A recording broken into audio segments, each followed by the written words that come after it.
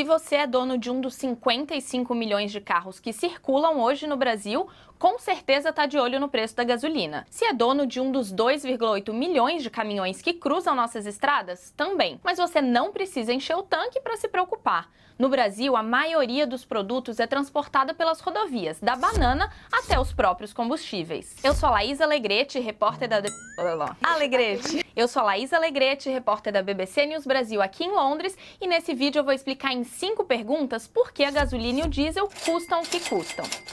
E vou falar, no fim, como fica o Brasil no ranking global de preços. E você, acha que o Brasil tá lá no topo entre os países que têm o combustível mais caro ou lá embaixo entre os mais baratos? Vamos ver. Primeira pergunta, a Petrobras controla os preços no Brasil? No Brasil é impossível falar em petróleo e não pensar na Petrobras. Ela foi criada na década de 1950, depois do movimento O Petróleo é Nosso. A empresa tinha monopólio nessa área e ele só acabou, em teoria, em 1997. Foi quando o então presidente Fernando Henrique Cardoso sancionou uma lei que acabou com o monopólio nas atividades de exploração, produção, refino e transporte do petróleo no Brasil. O fim do monopólio permitiu que outras empresas entrassem nessa área, mas a Petrobras continua até hoje sendo a grande referência. Olha o que diz o professor Maurício Tomasquim, do Programa de Planejamento Energético da UFRJ. Ainda a Petrobras é o principal agente de produção, distribuição. Então, a Petrobras tem um peso muito grande. Então,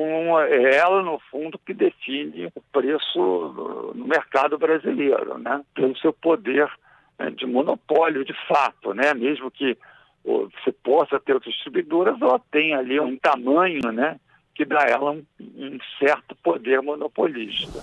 A Petrobras, por outro lado, argumenta que o preço reflete também outros fatores, como os impostos determinados pelo governo e ainda outros agentes da cadeia de comercialização dos combustíveis. Por exemplo, o tamanho da margem de lucro que cada distribuidora inclui no preço, ou mesmo o valor que a distribuidora vai pagar pela gasolina importada ou pelo etanol para misturar na gasolina. Conclusão. A influência da Petrobras não é a única, mas é muito grande. Segunda pergunta. De onde vem o combustível consumido no Brasil? A resposta rápida é: a maior parte vem do Brasil e uma menor do exterior. Mas vamos olhar em mais detalhe. Até virar gasolina ou diesel, o petróleo passa por um longo processo. Primeiro, o óleo, que leva milhões de anos para ser formado nas rochas sedimentares, é extraído e separado nas plataformas. Em 2018, a Petrobras exportou 21% do petróleo que produziu e os outros 79% foram para as refinarias no Brasil. O passo seguinte é o refino, quando o óleo passa por 3 etapas de processamento até se transformar nos subprodutos que a gente conhece, como o diesel e a gasolina.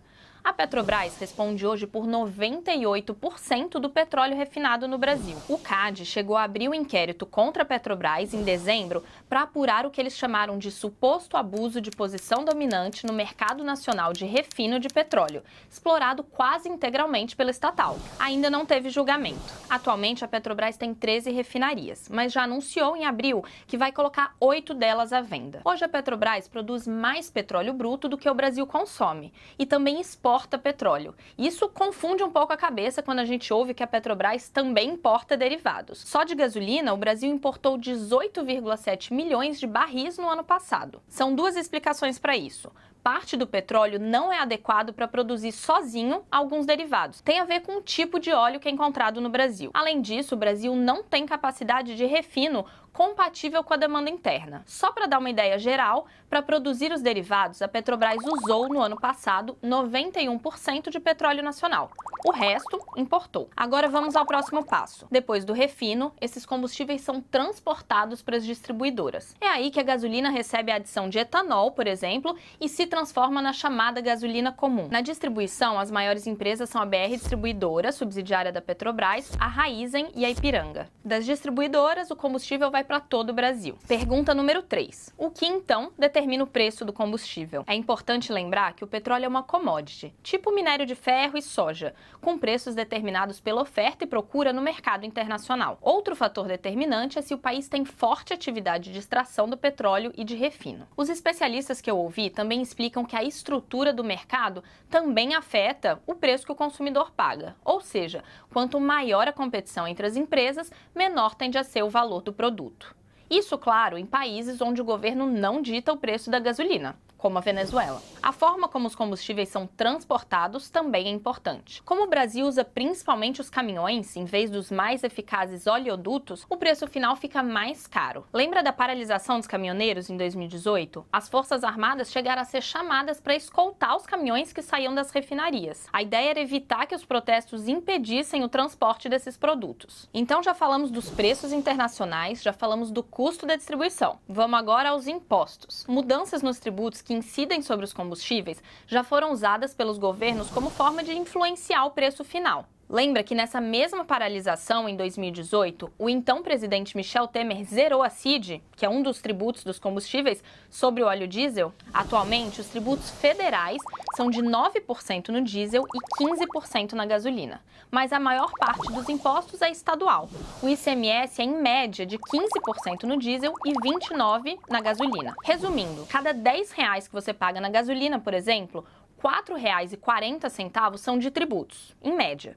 Se pagar R$10 em diesel, R$ 2,40 são de tributos. É isso mesmo, o diesel tem menos imposto que a gasolina. A justificativa é que o diesel é o combustível usado nos ônibus e nos caminhões, e a preocupação é a inflação. Quarta e penúltima pergunta. Dá para diminuir o preço no Brasil? Como eu já falei antes, tem várias questões mais amplas, tipo se o Brasil construísse oleodutos, o preço de distribuição podia cair. Também tenderia a cair se conseguisse refinar tudo internamente. Mas essas são medidas mais complexas. De forma bem precisa, o que pode, e normalmente tem sido feito, são duas coisas mais pontuais. Uma delas é a intervenção no preço praticado pela Petrobras. O governo da ex-presidente Dilma Rousseff, por exemplo, foi criticado por congelar preços no Brasil em períodos de aumento do preço do petróleo no exterior. A ideia era tentar controlar a inflação. Quem defende esse tipo de medida argumenta, por exemplo, que é sim válido que uma empresa estatal seja usada para uma função maior na economia do que simplesmente dar lucro aos acionistas.